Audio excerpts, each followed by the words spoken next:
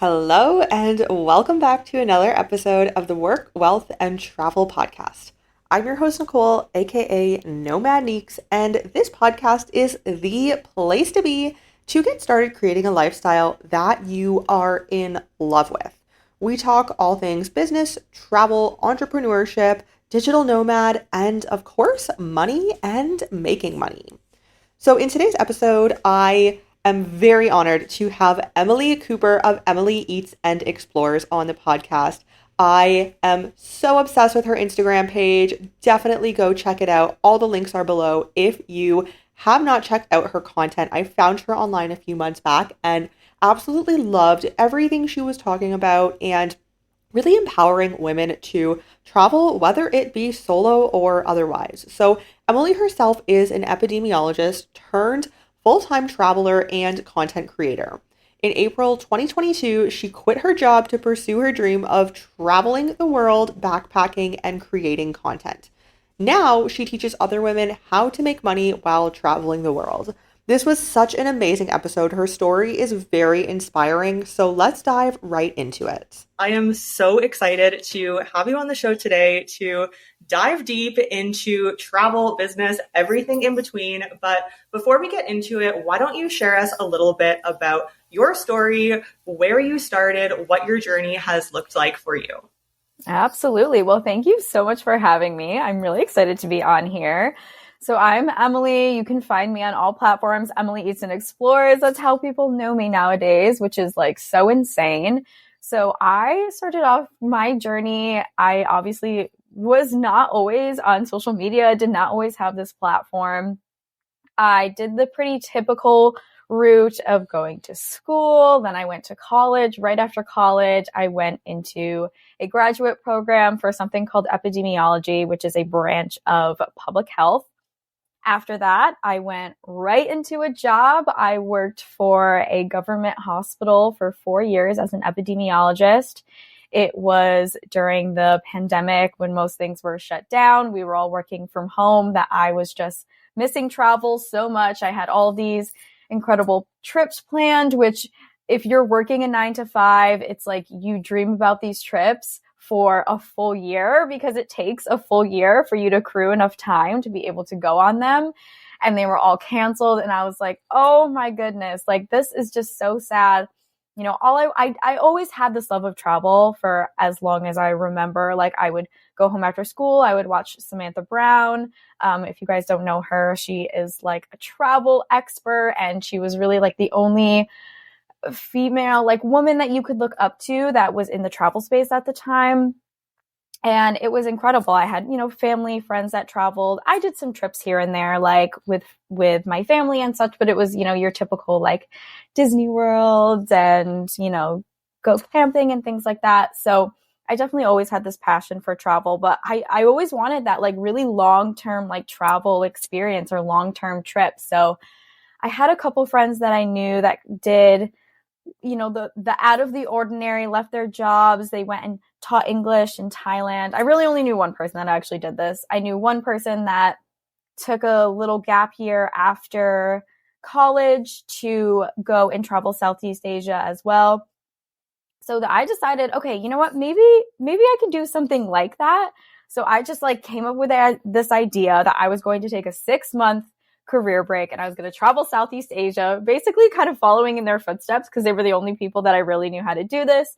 So I was like, okay, I'm going to give myself a 1 year and I'm going to save as much money as I can. I'm going to pay off my loans and I'm just going to really like look into this. And of course it was going to be solo because I wasn't going to go into like all the nitty gritty of trying to find people to come with me because that would just be too much. And I knew that maybe it wouldn't ever happen if I had to like find someone that was able to do that. So I started planning for this long-term trip, watching YouTube videos and seeing how people were doing this. And it kept getting put off and put off and life was happening. Things were still closed. I kind of wanted it to be this perfect experience because I thought it would only last 6 months. So flash forward to May of 2021. Still hadn't gone on this trip yet. But I decided to create this Instagram account just to prep for it. I was like, okay, I'm going to create this Instagram. Will be for friends, family, to see my travels. And, maybe if it like evolves, that would be cool. But I didn't have like too many plans with it. Again, like this trip kept getting pushed off. So I just started talking about, prepping for this trip versus just kind of posting random photos out there. I didn't have an Instagram before this really. So like I had to learn Instagram again and I didn't really know exactly what I was doing. But I started sharing like tips and tricks of how I was planning for this 6-month career break and to travel solo. And it just kind of took off from there. It started evolving, started changing. I was giving a lot of budget tips, solo travel tips, and just having like a ton of fun with it. Then I started getting coaches, mentors to kind of teach me ways that I could continue to grow this and monetize this. And I was like, wow, maybe this is something I could actually do. I started getting on all the other platforms. I was like, I'm going to be a blogger. I'm going to be a YouTuber, like just trying everything out and practicing everything and seeing what I liked and enjoyed, and still working at this time until April of 2022. I left my job in healthcare and I have been traveling the world and running this now a business, which I'm like, what? I'm like an entrepreneur. I'm a content creator. I'm like, I don't even know how all of this happened. But yeah, so here we are in April again, like a year later, and I'm still going strong. So it's been a wild ride. That's so cool. And I just want to preface, like, I have so many questions for you and everything you said, but I just want to preface by letting everyone listening know that you are one of my favorite content creators. I don't even know how I found you, so go check her out on Instagram at Emily Ethan Explores. But I love your content, your page. You really inspired me to actually get posting more because my Instagram was pretty dead before that. So yeah, definitely check out her content on Instagram. And that's why I'm so honored to have you here today. But I want to chat first about you basically built, especially in the beginning, you built a travel community and a travel Instagram when you weren't traveling. So what were some of the challenges that you faced during that? And what did that look like? Was everything just kind of up in the air and you were like, I don't know what this is going to be? Or like, what was kind of going through your mind when you were at the beginning stages of wanting to build something in the travel space and it being in the middle of COVID? Yeah, very tricky. So I really kind of had to find my footing there. But in the very beginning, I was just sharing like old photos and like random like food videos because I thought I would be talking about like food as well, like eating around the world. And like I didn't really know exactly where I was going to take it. So it was just like pictures because before that, like I wasn't taking videos because Reels wasn't really a thing before that. So I would never really take that many videos. So all I had was pictures. And then by, I don't know, January or like July, even like I think around the time I was getting started, like Reels was just really getting big, I feel like. So I was like, okay, I feel like I need to start like making these videos. And at the time, it was kind of all of these like trendy videos of like the voiceovers and you would do fun transitions. So I was like, I need to learn all this stuff because I have no idea what I'm doing. So what I did, I just kind of like looked to all these like Instagram gurus, these real gurus who like, I guess you're a guru after a year or like a couple months because that's how long the reels were. But they were blowing up. Like their accounts were just like blowing up and they were getting all, huge communities and it was incredible. So I was kind of just seeing what they were doing and trying to incorporate that into my own content. So basically what I did was like, I'm not really traveling right now. I don't really have like the time as much to travel right now, or like, I'm not going to be obviously going to other countries and things, but I feel like I need to be making these videos. I need to be making these reels. So what I did, at first I was just doing, random stuff like just those pointing videos and just trying to make like tips and tricks like on the screen and like pointing to them and things like that. And then I decided, well, I want to be like really recognized as someone as like a travel account. So what I did is I went on Amazon, my trusty Amazon, and I ordered this map background. So I put that behind me and I started filming all of my reels with this map background. So I feel like when you think of a map, instantly you think of travel. And I was like, okay, well, that's good. That's how I can distinguish myself from like other people. Like why I'm not going to be giving tips about all these random things. You'll kind of look at the map and be like, oh, she's giving travel tips. I started really like branding myself in other ways with kind of like the type of content I was creating. So I kind of always wanted it to be like fun. And I was always making these funny faces and having these fun transitions. I always had my hair curled. I started wearing like the same t-shirt. So that I was like, okay, if I'm doing this, I'm not really going to be sharing like travel in general. Like it was going to be travel tips. So I was like, okay, I'm not like a travel page. I'm like a travel tips page. So that's really how I branded myself in the beginning. I was like, I am for solo female travelers who want to travel on a budget. And this is like a place where they can go for tips. And I was like, I'm not going to show any of my travels because at the time I was still thinking like, you need the beautiful video or the beautiful picture of like in a gorgeous dress. And like, I've never really been like that because one, I always like to travel very light. I like my personal item if I can, or carry on if I really need to. Like, I've never been one that like does like a ton of makeup and has all like the crazy flowy dresses. And when you thought of travel content creators, I feel like a lot of the times that's what you thought of.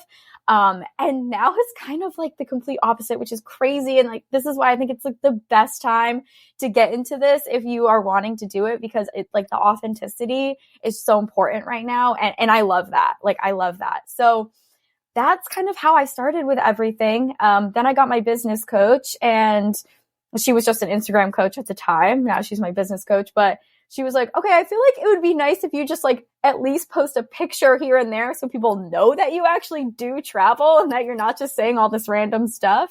And yeah, all of those things kind of really helped me like become really instantly recognizable and like just continue to grow and grow my platform. So crazy. Yeah. And it was really hard for me to give up. I want to say the mad background was really tough for me to give up.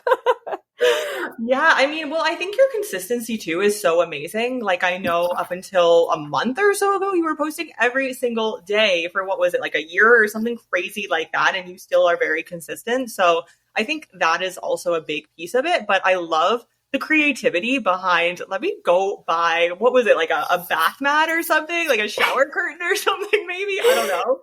Yeah, I don't even know. I think it was like kind of just like this tapestry, like it was so cheap. And I wanted to put it, obviously the map side, but like the horizontal way, but it didn't fit like, because reels are vertical. So I ended up getting a vertical one. I was like, I'll just get a new one at some point.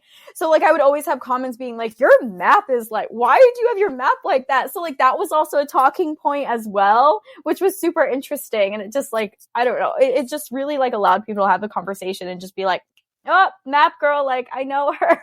That's so cool. So do you still get, like, do you get called map girl? Is that a thing, or has that faded away, or? I feel like all like my like OG like community gals are like, yeah, map girl. And I actually have a podcast myself, and my co-host, she calls me map girl still. So I still go by map girl. It's the map is still near and dear to my heart. And I thought like, you know, pivoting once you kind of establish this like routine and how you want your content to be seen and like having that kind of branding, pivoting from that. And of course you're going to grow, like content creator, you're always going to grow. You're always going to be evolving, but it's really scary to start pivoting. So it was really hard when I was like, well, now I have travel content, because I traveled for basically 7 months straight, and I'm continuing to get travel content now. And I was like, okay, well, now I have travel content for like, I could probably create reels for like 10 years and like still have enough content. So I was like, I feel like people would rather see that than my map background. But I literally had to ask my community, I'm like, guys, like, is it like, would you rather see tips with like my travels or the map background? Like, is it going to be weird if I like take away the map background? And like, they're all like, we love your travels, like just show that you're fine. But it was really hard for me in the beginning because I felt like I owed everything to it. It's almost like your social identity on Instagram Yes. kind of wrapped up in that. So I totally understand that. So You mentioned at the beginning that you were working in the medical field. So you transitioned from, and I did the exact same. So I would love to chat about this from, a steady job, a 9 to 5, where I wasn't really truly happy in my life, Yeah. but there was the stability in that. And that's kind of what you're told to do from age 1, basically, in our culture, at least. And, my parents, I didn't grow up with an entrepreneurial background or anything like that. I don't know if you did. So that's not something I saw. So I left, a job that was secure, as I know that you did. So what was that like, transitioning from something that was secure into being an entrepreneur? And did you have a business that was already built up at that point that had steady income? Or what did that look like at the beginning? And then how has that transitioned to look like now? Yeah. Ooh, that was really, really tough. And like I kind of said when I was first talking about my journey, it was a good 2 years from the time that I had this idea before I actually ended up leaving my job. And part of it was timing. I wanted timing to be right. But of course, part of it was that like, I was so scared. Like, I really, I did know 1 or 2 people on social media. You start learning more and more people, but like, it's still not a normal thing. And not having anyone in your life that has really done anything like that, it was really, really hard, especially when I worked really hard to get to the point that I was at and, paid $60,000 in like student loans to get to that point. And it was always something that I really like, I always thought I was like the person that no one ever had to worry about, if that made sense, because I always kind of did the right thing. I always followed the path, and I was like, yeah, I'm just going to like have my whole life together at 22 or 23 or however old I was when I graduated graduate school. And I was like really excited about that and happy about that. So it was really hard for me to kind of like almost feel like I could potentially be going backwards. But I had to think at the end of the day, I was like, okay, I got myself here. If I ever really want to go back to this place, I absolutely can. Of course you can. Like you got basically you went through graduate school. You got the first job you basically applied for or found like right outside. So like, if I need to, it's fine. Like I can go back to that. But yeah, it was really hard. I was definitely worried about not having a steady paycheck.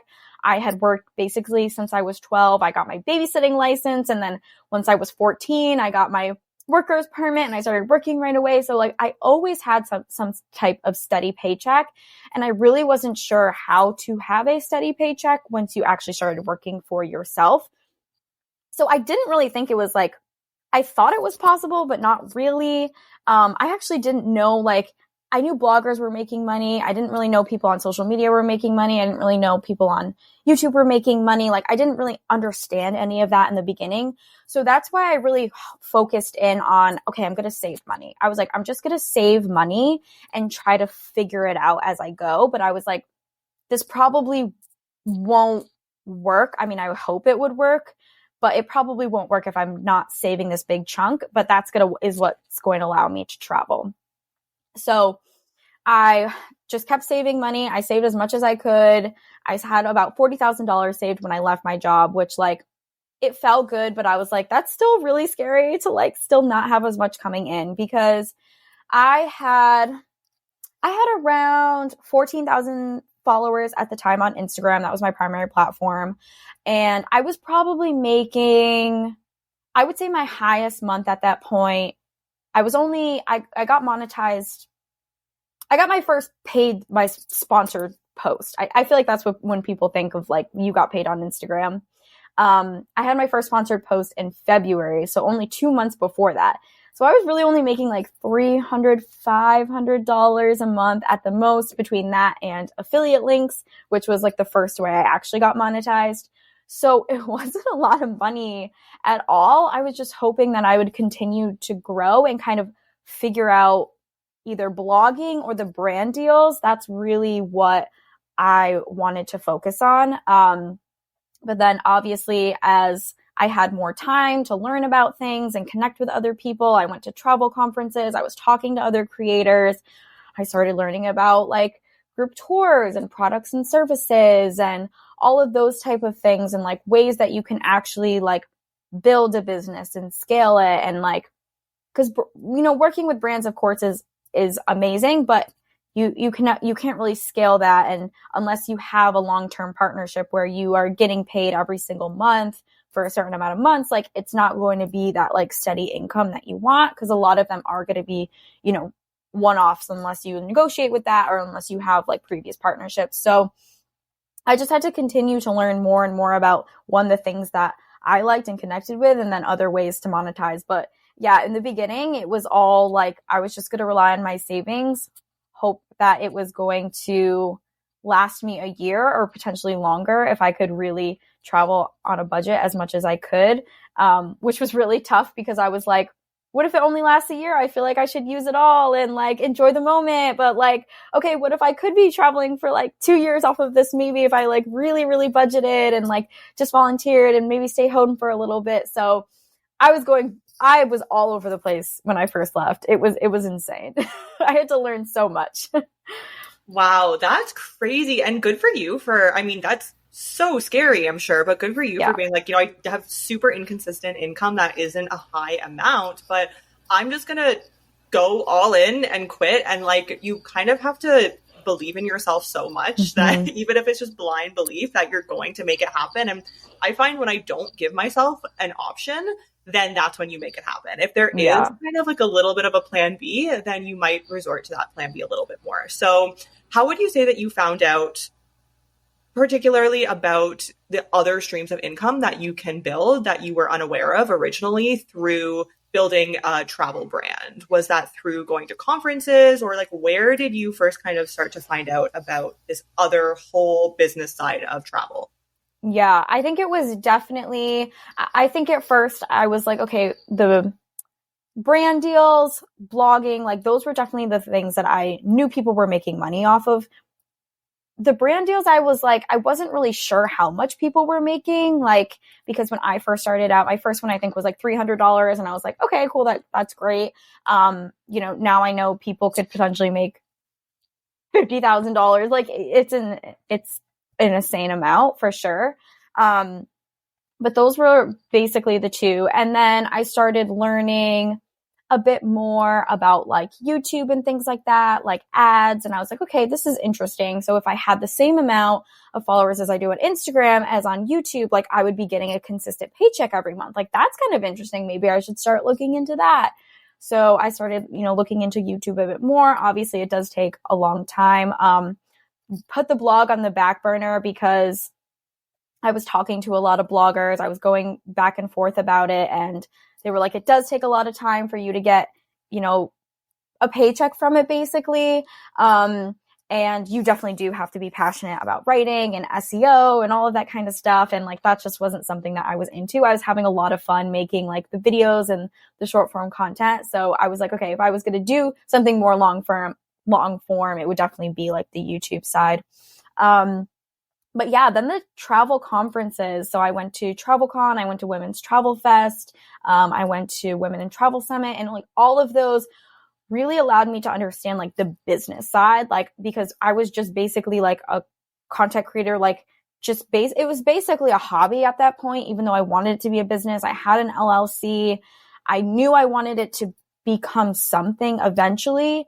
But I really didn't know anything about business or like business strategies or like marketing or selling or anything like that. So those were definitely like really pivotal for me to learn things about like how to like, even just like if you want to sell like t-shirts, if you want to sell group tours, if you want to sell courses, memberships, like anything like that, having long-term partnerships, if you do want to work with brands, other ways that you can monetize, doing podcasts, like all of this, like I had no idea you could make money off of podcasts. I was like, what? Like, so all of these things, I think, yeah, you definitely need a community, and you definitely need to be talking to people who are doing it. And even like investments, like I was so worried about like, like retirement and like health insurance and all of these different things. And once you just connect with people that are already doing it, it's just kind of like, okay, this isn't that bad. Like you can figure it out. And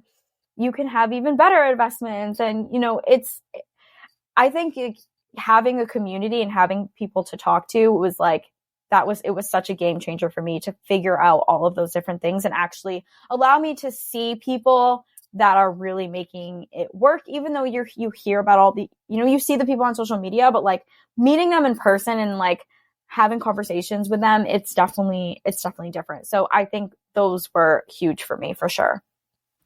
Interesting. Awesome. Thank you for sharing that. And so in you saying that, I would love to touch, if you're open to it, I'd love to touch on what are your streams of income now, a year later after leaving your job? What does that look like for you? This is your full-time job. So where is your money actually coming from? Yeah. Oh gosh. Okay. I have to remember all of these because that's a good problem to have. I know. I have about 10 right now. So I work with brands, obviously. I work with tourism boards. I work with travel companies. I have ads for my blog still, and hopefully YouTube soon. I do affiliate links, so affiliate marketing. So from like Amazon and other companies and such. I have group tours. So I have one coming up to Bali and another one to Thailand. Bali is sold out, which is like so insane. I have my own digital products and services. So I have a membership and I have a course. So the membership is called the Travel Boss membership. That's relaunching soon, which I'm super excited about. And a course called the Money Making Traveler. I do master classes here and there whenever people in my community have like big questions about something. If I feel like I'm getting a lot of questions about certain things, I try to do a masterclass on that. Oh my gosh, I do some UGC, which is user generated content. So that's when you just create content for, I do it for like brands, hotels, Airbnb. So I was just in Nashville doing some like, Airbnb, UGC and partnerships. Oh my gosh, I have a podcast as well. So we do little things here and there. We're just getting started on that. I think I have platform bonuses. So Instagram, which sadly, they just paused, but I was making probably like $300, $500 on that. So that's a little sad. But I also have TikTok on that as well, which isn't a lot at all, but I think that's about it. I probably have more than I'm not thinking. Oh, speaking engagements. I speak at travel conferences. I am guest speaker for other people's courses, and other different travel companies and such. I think that might be it. Wow, maybe. That's awesome. That's so cool. And the fact that you built all of that up and learned all of that within basically a year is amazing. It just goes to show that really anybody can do that. So before we leave this topic of finance, because we love to talk about finance, if somebody is looking to start out on a similar journey to what you did, what would you recommend are the best income streams to get started with that also make sense in the long term? Yeah. I mean, I think the easiest, I think basically anybody can start off with affiliate marketing. It's not always going to be like the most lucrative because it depends on what company you're working for. So there are payouts that can be anywhere from $300, $400. But if you're working with something like Amazon, where you're just getting a very small percentage of something, maybe that's like a book or like clothing or something like that, it is going to be small. But in a lot of those cases, they are easy to apply for and easily accessible for a lot of people. And then you can also start looking into the user-generated content because you don't need a huge platform for that. So if you're really good into like photography, videography, if you have like drones, anything like that, and you want to create content for different companies, you can do different niches if you want. But those would definitely be great in the travel field because they're always looking for, those cool angles and cool pictures and things to be able to promote, whether it's a hotel or an Airbnb or a hostel or anything like that. And then creating your own products and services. Like I think selling something that's actually yours is so amazing. It's been completely life-changing for me because one, you get to like help your community in so many different ways, whether you want to do like one-on-one calls or you want to have, an ebook or something like that. So whatever skills that you already have, almost everybody has a skill that they can create into a digital product and be able to share it with their community.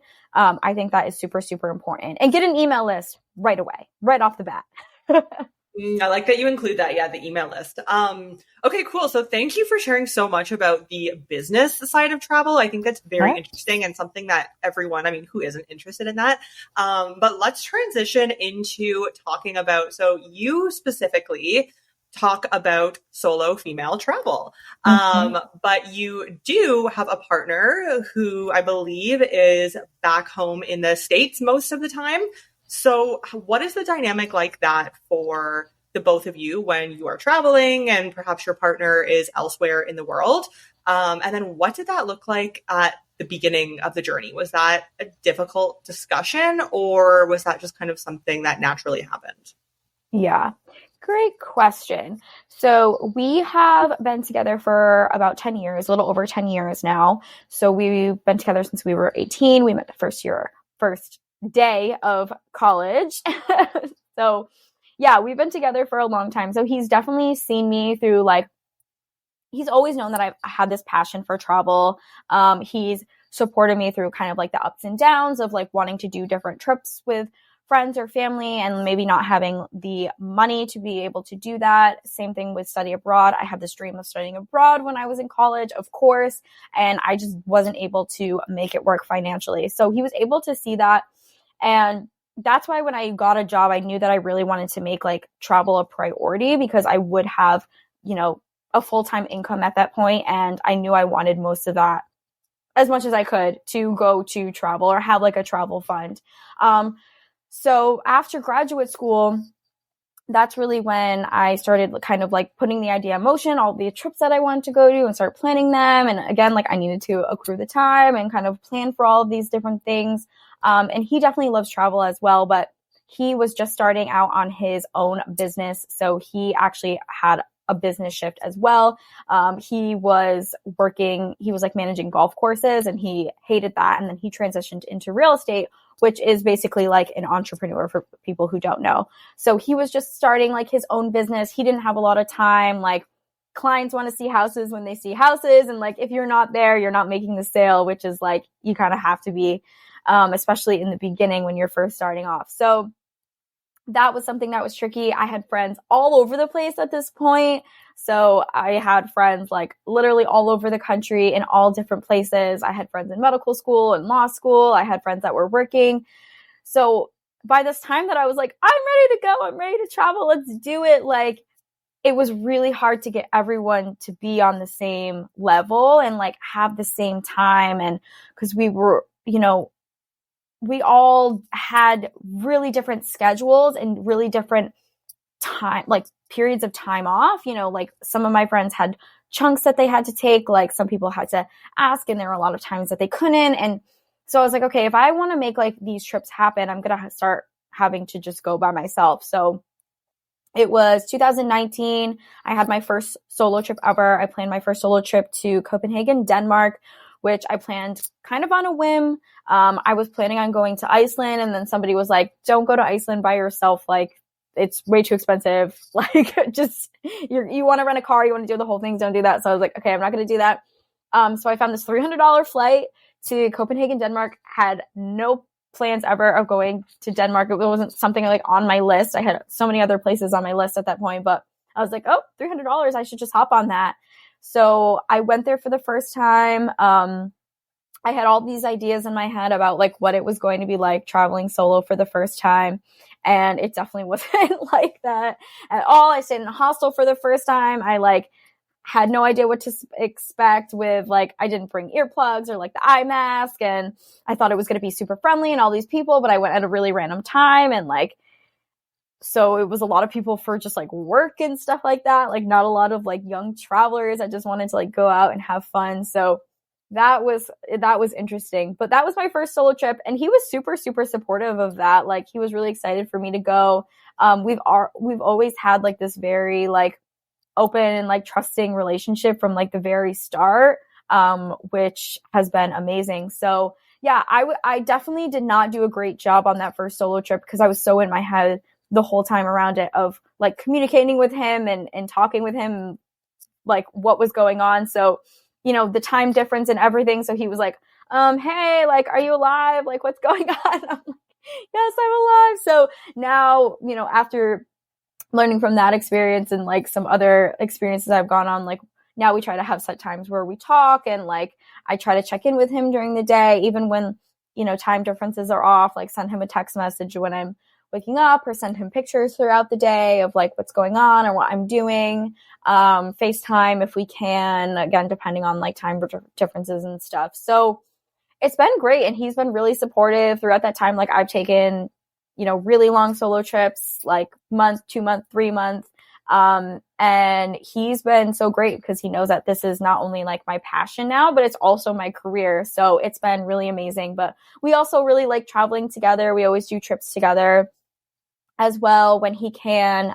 We like to go and visit family. We do like a road trip every single year, which we love doing. And we like to do more of like those like bougie trips when we're together, because obviously like you can split stuff when you're traveling with someone, which is really nice. And hostel life like is not his vibe. So it's nice that we kind of have our own different styles of travel as well. So I get it all. I get the friends trips, which are fun and like crazy, and I get my nice like romantic bougie trips with my partner, and then I do mine, which are like, I feel like I'm always just kind of like, I don't know, like walking around the cities and enjoying cute coffee shops and working here and there, and just really flexible and, you know, kind of just figuring out as I go, which some people cannot travel like that. So, and I haven't always been like that, but I love it now. I'm sure that's a skill that you learn over time. And especially with the community that you've built, I'm sure you can kind of go off of each other. So solo female travel, let's chat about that for a minute, because as you know, a woman in another country, I travel with my partner, and even sometimes it can be, well, right now we're in Latin America, so definitely some dicey situations, but you've traveled to so many countries solo. So have you ever been in a situation that is less than ideal by yourself? How do you deal with that? What are some precautions that you take for traveling in a new country where you don't speak the language, you don't know what's going to happen as a solo female? Yes. So surprisingly, I actually have not had any sketchy situations, thankfully, in other countries. I had two kind of sketchy situations traveling solo in the US. So I had one in LA and one in New Orleans, and both of those were like, so one of my biggest things is like, I try not to walk around at night by myself. If I meet a good group of people in my hostel, or if I've been talking to if I go on a tour and I meet people, like, yes, I will go out with them at night. If I just posted about this recently on my page, but like nighttime walking tours, I'll do that with a group. If I've been in the city for like 5 days and I know the places that you can walk around at night, like, yes, I will do that. I don't want to say never go out at night. You have to stay. Like, I just feel like that's not realistic, but you just obviously have to be careful with it, and like, but hopefully go with a group, or you'll know where to go and be able to, you know, just stay alert and be aware of your surroundings in that situation. But in both of those situations, it was like dusk, like getting night out, and I was definitely in like this city part of both of those areas, and I just had it wasn't anything crazy. It was basically just, you know, people following me, asking for money, like getting a little bit too intense. And so both of those situations were definitely uncomfortable, but it was nothing where I was like, this person is gonna attack me or like anything like that. But it's definitely something that I'm like, okay, like these situations can happen. So I can't feel like I'm like invincible. You definitely still want to be like on guard and aware. So I feel like those were the only two situations that like I definitely felt like uncomfortable in other countries. I did travel to Egypt, and I was in Cairo, and that was just very intense. Like it was never like super uncomfortable, like how I felt in like those US cities. But again, it's like the people following you, asking you for money, like trying to get you come into places, like trying to, I was hearing about all these different scams. Like if you don't ride the camels, they won't let you off. Don't go in the pyramids, they won't let you out. Like, so that was just and it's a very, very, very overwhelming city to begin with. Like, everybody says the peak of your solo traveling is like India, but I think Cairo is definitely like a close second for sure. So just very intense. But now that I know, and now that I feel like I'm prepared, because I went in, I had no idea, I had no expectations going in. I feel like now that I know, it wouldn't be like as intense or as nerve wracking, but I feel like you definitely do have to, just be careful and be cautious and not try to stand out a crazy amount, not always have your headphones in and being like dilly-dallying and having your phone on all the time. Like, you just have to be well aware of your surroundings. But like, if you've grown up in any big city in the US, I feel like it's, you kind of just have to do those same things there as well.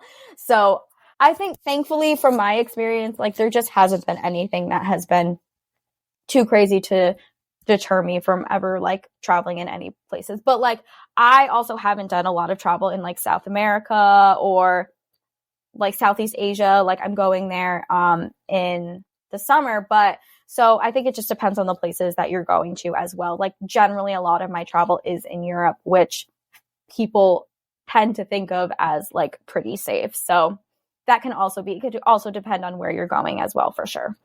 Yeah, I totally agree with all of that. And I do think, it really depends on where you are in the world. But again, it's really just being aware of your surroundings. And like you said, not waving your phone. Like, sometimes I even leave my phone at home because like, I don't want to be like waving my iPhone around, even though I want the pictures. I don't want like my iPhone to get stolen. So yeah, I do think it really comes down to that awareness. So wrapping up, but within us having this discussion, I need to ask you, what has been your favorite country that you have traveled to for whatever reason that may be of your own, but what would be your number one favorite that you have visited?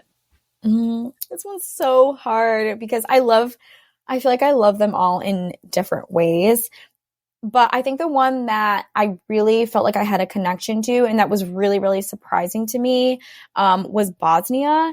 And so I went to Mostar, which is like, it's a very popular town, but it's kind of like a cute little city town, around like the hills everywhere. It has a beautiful river running through it. It has a beautiful bridge that is very recognizable on social media. And I just had like, the people were just so amazing. There were so many travelers. Like, it was very affordable, very fun. Like, it was just a place that I loved. I also went to the capital city as well and some of the surrounding towns, but I think it's just such a beautiful country. It's still so underrated. I think it still has a lot of like remnants of war and things like that, which I think put people off, but it's an incredible place. So if you want something that maybe not a lot of people talk about as much, because I think my other ones would be like Italy and Austria and Ireland, because like, of course I love those, but and this will definitely change. I think when I go to Southeast Asia, I'm definitely going to have some new ones for sure. But yeah, just so many beautiful countries, but that would probably be my top and the one that surprised me the most for sure. Yeah, I love that. And if you want to see a picture, if you are listening, of Mostar, it is actually the podcast cover art. So just look at the podcast cover art is the beautiful bridge. But yeah, I loved Bosnia and Sarajevo. So totally agree with you on that. So any last words of wisdom, anything that you want to share that we've talked about, whether it be business, travel, anything like that to the listeners? Just if you have any interest at all of making money and traveling, whether you want a remote job, anything like that, if you want to start content creation, like, now is the best time for you to do it. Even solo traveling, if you want to start solo traveling, like, now is the best time to do it. There are so many resources out there. There are so many people doing it. Like, when I went on my recent solo trip, like, I met so many other solo female travelers, and it just made my heart so happy. And whatever you are looking to do, if you're wanting to make a change in any way or like do something that's out of your comfort zone, just absolutely go for it, because there's so many people out there that are doing the same thing. Find your community and life's too short. Just go for it. Totally agree. Life is too short. Just do it. It'll work out. So where can people find you? Yes, you can find me. I am on all platforms. Emily Eats and Explores. I mostly hang out on Instagram. I feel like that's where my fam is, but I'm on TikTok. I just got on a couple new apps because of the TikTok potential ban. So Pinterest, YouTube, on all of those things. You can also check out my course, The Money Making Traveler, and you can check out my membership, which will probably be launched by the time this is out. So yes, definitely check me out. Send me a DM if you have any questions about anything. I love supporting other women and other creators. So I would love to connect with you all. You've just listened to the Work, Wealth, and Travel podcast. If anything from this episode stuck out to you, I would really appreciate if you share the episode on your socials or share it with a friend. And of course, be sure to tag me. As always, thank you for joining me on this learning journey, and I will see you in next week's episode.